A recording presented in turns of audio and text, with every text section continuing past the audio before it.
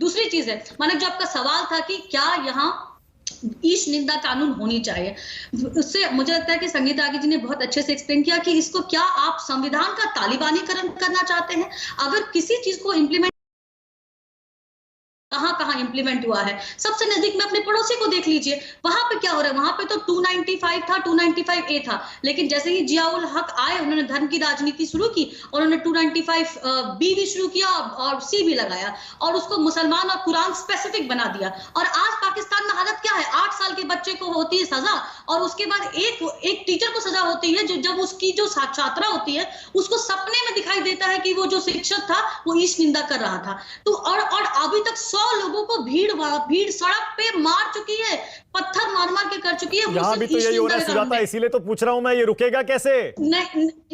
रुकेगा मानक जब हमारे जो स्टैंडर्ड्स है, जो यहाँ पॉलिटिशियंस आते हैं उनके स्टैंडर्ड्स, आचार संहिता उन पर सबसे पहले लागू होनी चाहिए, क्योंकि ये appeasement is equal to secularism is equal to जो गवर्नेंस मॉडल है कांग्रेस का, कांग्रेस से निकली हुई पार्टियों का, उनका तो एक ही मॉडल है कि आप हिंदुओं को कुछ भी बोल दीजिए, आपको कवर फायर मिल जाएगी इंटेलेक्चुअल और क्रिएटिव और फ्रीडम ऑफ एक्सप्रेशन के नाम पे। और यहाँ पे तो बोलने की आपकी हिम्मत ही नहीं, क्योंकि सरतन से जुदा हो जाएगा, क्योंकि वैसे तो बहुत सारे पड़े हुए हैं, कमलेश तिवारी से लेके आज नूपुर पे जिस तरह की बातें की जा रही है, चाहे वो गिरफ्तारी के मामले हो या फिर वो सरतन से जुदा की बातें हो, वो सब कुछ तो बिल्कुल सामने है। किसमें इतनी, जो भी यहाँ बैठे हुए हैं यहाँ पे आके हिंदुओं पे ज्ञान दे रहे हैं, कहिए क्या आप सरिया कानून को हटाने की मांग करते हैं? क्या ये देश एक है तो कानून एक नहीं होना चाहिए? यहाँ पे दो व्यक्तिगत कानून क्यों होने चाहिए? और उस व्यक्तिगत कानून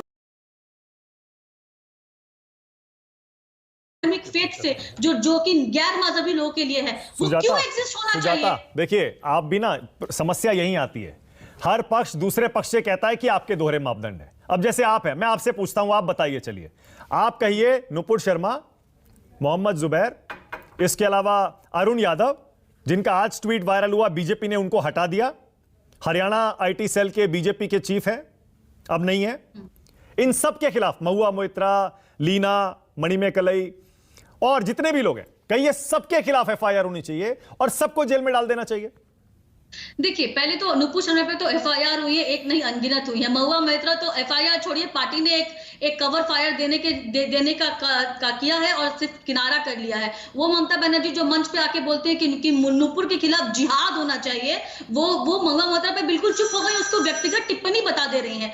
तो आप दो चीजों को कंपेयर नहीं कर सकते। जहां तक बात है जुबैर की और रोहित की, वो भी दो अलग अलग मामले हैं। और एक चीज जाननी बहुत जरूरी है कि जुबैर पे सिर्फ धार्मिक भावनाएं हर्ट करने का मुकदमा नहीं चल रहा है, उसमें जो अनियमितता है, जो एफसीआरए के जो रेगुलेशंस है, जो उनको डोनेशंस मिली है करोड़ों रुपए की विदेशी फंडों की, है ना, जो सीतापुर का केस था वो तो दूसरा था।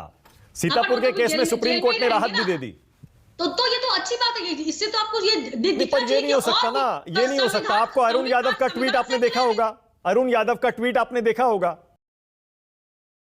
नहीं, वो तो सही किया मानक। देखिए, किसी भी धर्म नहीं, हटाना काफी नहीं है ना। नहीं, जब आप कहती हैं महुआ मोइत्रा के खिलाफ कार्रवाई होनी चाहिए। मैं अरुण यादव की स्पोक्सपर्सन नहीं हूं, लेकिन मैं भारतीय जनता पार्टी की जो उन्होंने कार्य किए हैं, जो उन्होंने कदम उठाए हैं, चाहे वो नुपुर के केस में हो, चाहे वो नवीन जिंदाल के केस में हो, चाहे वो अरुण यादव केस में, वही चीजें आपको दूसरे पार्टियों में कहां दिखती है? आप मुझे बताइए, हेट स्पीच का कांग्रेसी के लिए भरे पड़े हैं। एआईएमएम के जो प्रवक्ता आते हैं, जो अकबरुद्दीन है, उनका का हेट स्पीच नहीं था, वो भरे पड़े। जो ओवैसी के स्पीचेस है, क्या हुआ? ओके, सुजाता ये कह रही